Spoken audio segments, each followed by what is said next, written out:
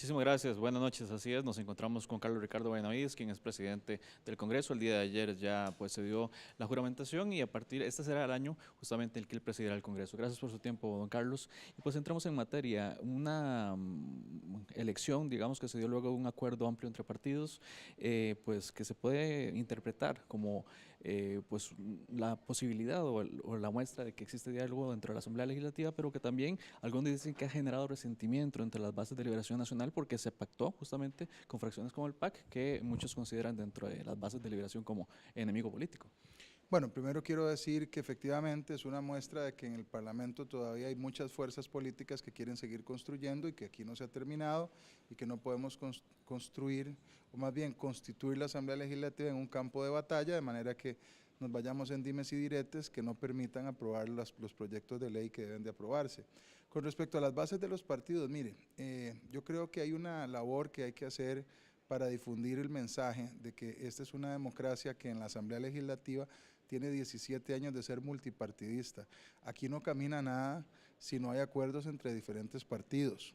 Nosotros no tenemos simpatía por el PAC, pero tampoco la hemos tenido en otros momentos por la unidad, en momentos históricos en donde fuimos los rivales más acérrimos, tampoco la tuvimos con el Movimiento Libertario, no la tenemos ni la hemos tenido con el Frente Amplio.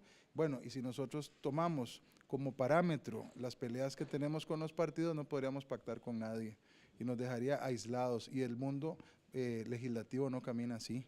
Nosotros podemos tener diferencias, hacer oposición, como la semana pasada que tuvimos un pleito bastante intenso con el PAC por los informes del hueco fiscal y de la Procuraduría de la Ética sobre el cementazo, y a la semana siguiente poder tener un acuerdo que tiene que ver justamente con el directorio legislativo. Ambas no son excluyentes y por otra parte, si la dirigencia, por ejemplo, del PAC se hubiera puesto en el mismo plan, no dejan que sus diputados voten por un liberacionista, ¿verdad?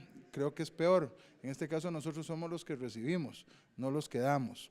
Así que ese tipo de suspicacias, pienso que con el tiempo hay que aprender a vivir con ellas, seguir manteniendo nuestras identidades y nuestras diferencias como partidos, pero entender que cuando queremos construir acuerdos, cuando se trata de acuerdos amplios, cuando se trata de acuerdos transparentes sobre la mesa, con una agenda de proyectos como la que hemos establecido y que tiene un fuerte componente socialdemócrata como en el que creemos los liberacionistas, debe y puede ser con cualquiera de los partidos. Ahora bien, usted dijo hoy en la mañana que de cierta forma este año abre los fuegos o el ciclo electoral. ¿Qué significa eso para un año particularmente complicado en la Asamblea Legislativa con temas tan pesados como la reforma al empleo público, el tema del derecho a la huelga y otros por educación dual que sin lugar a dudas ya generan no solamente debate aquí, sino fuera de la Asamblea Legislativa? Sí, lo que quiero decir es que el segundo año no es igual al primero. Probablemente en el primer año es más fácil, el gobierno viene fresco y entonces tiene cierto impulso. Los diputados de oposición venimos, digamos, experimentando la mayoría nuevos, con ganas de aprobar muchos proyectos de ley, hay mucha más armonía. En cambio en el segundo año ya hay en este caso elecciones municipales, los partidos comienzan a mostrar fisuras a lo interno, los partidos con respecto a los otros partidos del Parlamento comienzan, digamos, a tener algunas rencillas por el primer año, entonces requiere todavía más diálogo, más paciencia, más calma, una mayor disposición para tratar de llegar a votar los acuerdos legislativos, y creo que esa obviamente es parte de mis responsabilidades ahora. Ahora bien, estamos hablando que en el primer año hubo una discusión muy fuerte sobre el tema de lo que fue la reforma fiscal, hubo una huelga muy extensa. Nos está diciendo que este año será más difícil, más complicado que ese primer año, que no parece que fue fácil de ninguna manera. No sé si será fácil en la calle o será más difícil en la calle, tal vez no haya una huelga de esa extensión, pero será difícil a lo interno por las diferencias que hay a lo interno de la Asamblea Legislativa. Ojalá que no nos topemos con eventos extramuros, pero podría haberlo.